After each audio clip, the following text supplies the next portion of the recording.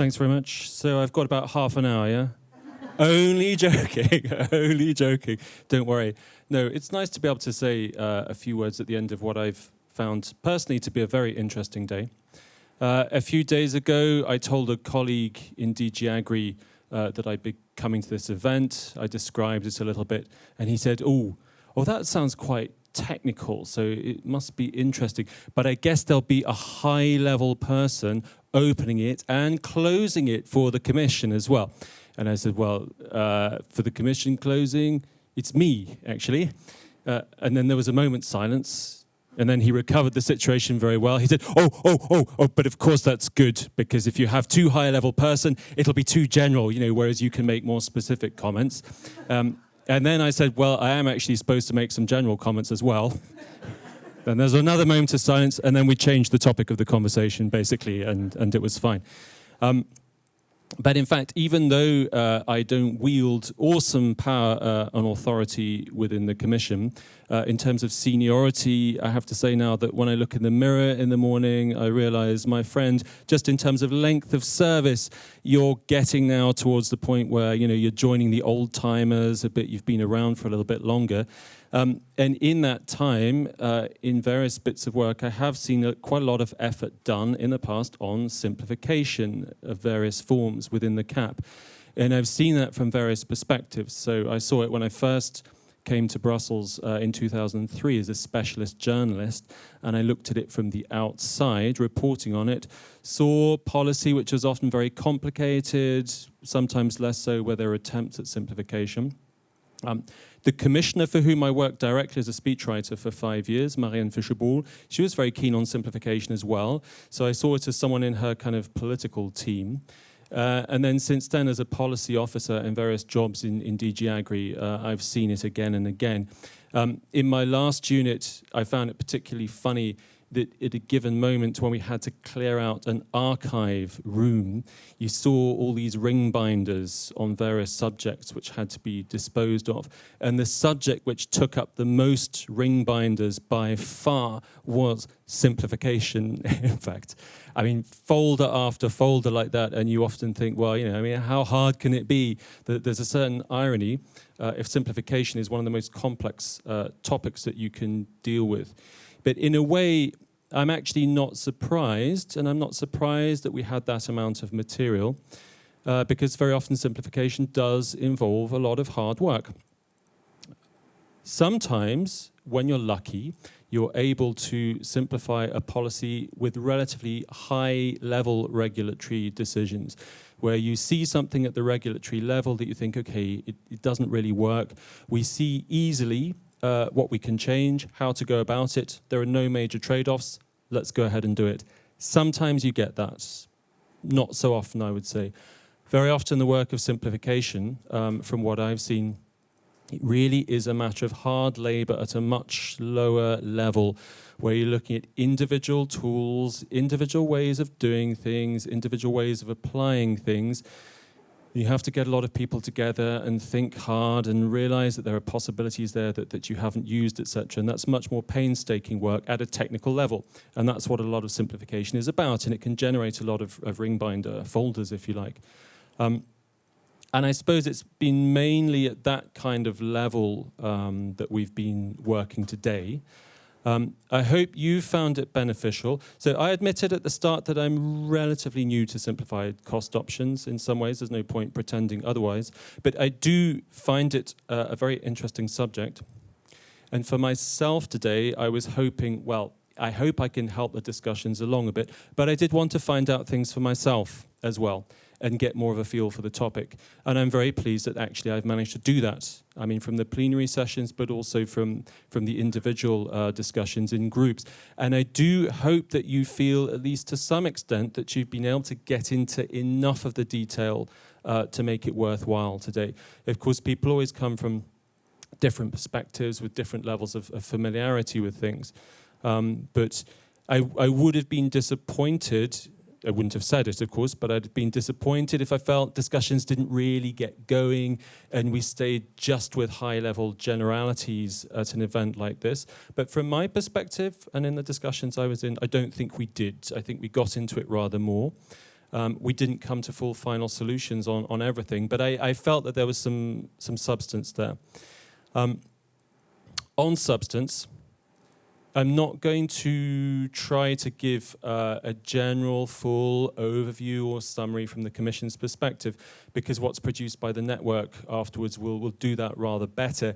But I might just pick up maybe on one or two things that I heard particularly and that I reflected on, which I found interesting. So a bit of a personal perspective before I say something about the future. So when listening to problems here, I was asking myself some similar questions to what I have asked myself in the past about other aspects of policy, areas of policy, etc. A first question I often ask myself is, where there are problems, are they problems at the level of EU regulation? Are there a regulatory problem? Is there something wrong in EU regulation, or are the problems elsewhere? Is it more a lack of guidance? Is it a lack of awareness? Is it a lack of capacity? Are there good solutions, good ways of doing things out there that people aren't aware of? Or in some cases, are there really no good solutions at the moment that need to be developed? And I had the impression today that where there are problems, it's a mixture of things like that.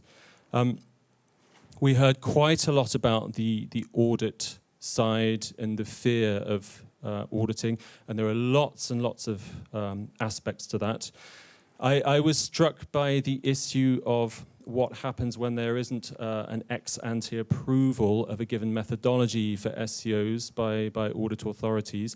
There was quite a bit of discussion in our group about that, whether you could make it happen more often. It did seem to be an issue when it doesn't happen, even though one or two people said in the case of policies run by DG Regio, doesn't seem to be so much of an issue, which is an interesting point in itself. But nevertheless, this ex-ante analysis business does seem to be an issue. Just an example of an interesting topic that maybe not every group talked about. We talked in the group about flat rates, about the need to avoid double funding. And that was a very interesting discussion. And what I asked at one or 2 points was, look, with the kinds of need to avoid double funding that you have, is there a good recognized method? Are there good recognized methods that people just aren't confident about, aren't aware of? Or is everyone blundering around in the dark, And I had the impression that there might be good methods, but there isn't really a level of confidence about, what we're doing and what everyone else is doing and whether it's okay, etc., which I think might apply to quite a lot of aspects of the discussion on simplified cost options. I'd wondered for quite some time today whether the issue of capacity would come up at all, and I didn't myself want to inject it into any of the breakout discussions, just in case I was planting seeds in people's minds. But in 20 years of working in the Commission, I've quite often seen, I think, that for us in the Commission, we discuss policy architecture, etc., and we spend most of our time on that, or for the people implementing on the accountancy side, they do that. We discuss a little bit the issue of capacity, well, at our level, but in member states. Can the people actually do this? Can they do it in the time frame that we've set out, etc.? But in my personal view, maybe we don't always think about that quite enough. When capacity was raised here in the end, it didn't surprise me. And I had the impression that, look, in terms of people working on simplified cost options at various levels, including the numbers of people who have full awareness, in terms of the numbers of people who might be able to come at the issue of SCOs with the right perspective, where they understand the need for checking, but the need for workability and the need for actually getting benefits. I had the impression that maybe there aren't quite as many people like that as around as there need to be, and that's perhaps something for us to look at. It was interesting for me to see a bit of a contrast between the situation for the CAP and the situation for regional policy that I picked up. So it seems that regional policy, or the policy areas managed by DG Regio, are somewhat ahead of the CAP with regard to simplified cost options. Whether or not that's entirely true, well, I leave that to you to decide. If it's true, it wouldn't actually surprise me that much, because, to be honest, most of the money of the CAP is put on types of measure or intervention where you already have sort of simplified cost options which are not referred to like that. So various area-based payments, etc. Most of the cap is not going on investment type payments, and it's for really those type of payments that we then start to use the vocabulary of simplified cost options. And of course, most of the payments that are done under regional policy are like that. So they've had much more of a reason than DG AGRI in the past to really start thinking about it. But nevertheless, for the cap now, we have been already making some progress in that, and we are pushing more and more in that direction.